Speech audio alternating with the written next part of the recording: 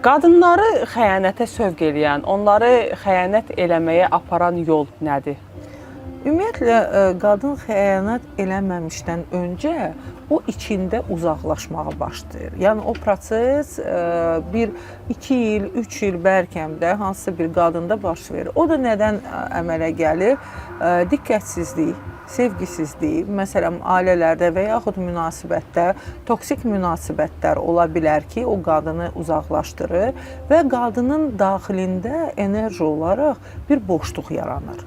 Və yenə də burada iki tipli bir xəyanətlər var. Və yaxud qadın əgər o boşluğu doldurmaq istəyirsə, kimdənsə o sevgini, o belə deyək, diqqəti görürsə, əlbəttə ki, o ilə xəyanət edəcək. İkinci tip qadınlar, hansı ki xəyanət edir, onların egosu yüksəkdir və onlar görürlər ki, məsələn, onlara diqqət yetirilmir. O situasiyanı, yəni ailədə və yaxud münasibətdə düzəlməkdənsə, onlar acığa xəyanət edirlər.